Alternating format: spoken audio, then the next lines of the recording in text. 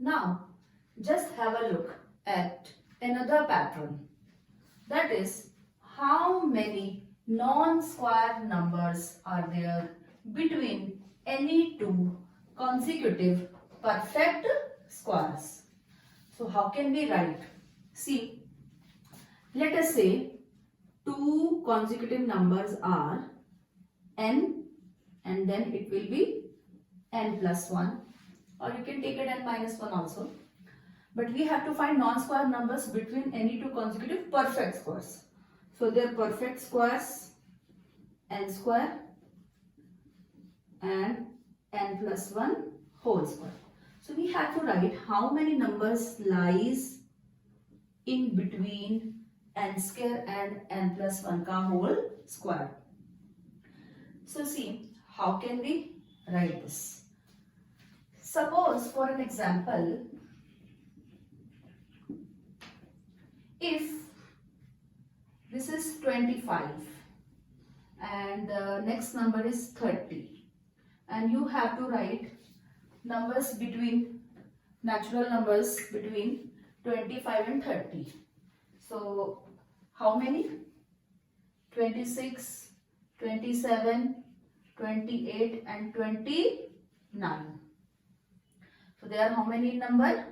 4. So in class 6 we have done what is the short way by which we can calculate how many numbers lies between any two given numbers. What was the way? Just find their difference. The difference of these two numbers is 5, but my answer it was 4. So means I have to subtract 1. So how many numbers lies between any two given numbers? 1 less than their difference. 1 less than their difference. We have done a lot of questions in class 6th. So same rule we are going to apply here. We have to write numbers between these two numbers. So what to do? 1 less than their difference. So first find out their difference. N plus 1 ka whole square and minus n square. Now n plus 1 ka whole square means n plus 1 multiplied with itself. So this algebraic multiplication you have done in class 7th. So let us see how we will solve this. N plus 1 multiplied by n plus 1. It is using distributive property. N multiplied with n plus 1 and then plus 1 multiplied with n plus 1. Again apply distributive property.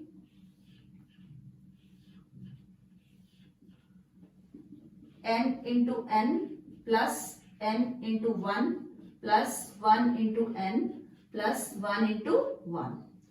N into n, n square. N into 1, n.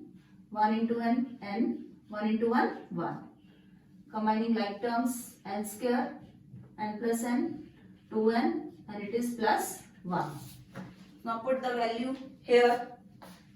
It will be n square plus 2n plus 1 minus n square. So n square to n square it will cancel. So means the value of their difference, that is 2n plus 1. But remember, we have to subtract 1 from their difference. So now if I will subtract 1 from their difference, so what I will get? 2n plus 1 minus 1. 1 to 1 cancel. So what is the result? 2n. So how many numbers, or we can say natural numbers, lies between any two consecutive perfect squares. How many? 2n. 2n natural numbers lie between any two consecutive perfect squares. This is a general rule to write such kind of numbers. And because they were two consecutive perfect squares, so means in between that many numbers are lying. Obviously, they are non-square numbers. So we can call them how many? Non-square numbers, or we can also call them how many numbers, or we can call them how many natural numbers. The formula remains same. Between any two consecutive perfect squares, 2n non-square numbers or 2n natural numbers lie where n is the smaller number out of the two given numbers. N and n plus 1, so n is the smaller number. 2n where n is the smaller number. Just observe this example. How many non-square numbers lie between 1000 square and 1001 square? First check, are the given numbers are consecutive perfect squares? Yes. 1000 and 1001, they both are consecutive natural numbers. And so they are squares, they are also consecutive perfect squares. Now using the property between n square and n plus 1 whole square, 2n non-square numbers are there. We will solve this. Here n is the smaller number. So 1001 and 1000, which is the smaller number? 1000.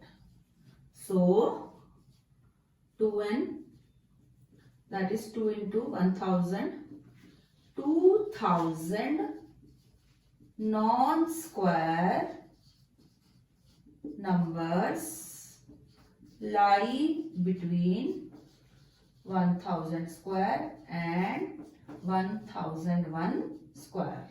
Mind it, here n is the smaller number and we have to write the result used.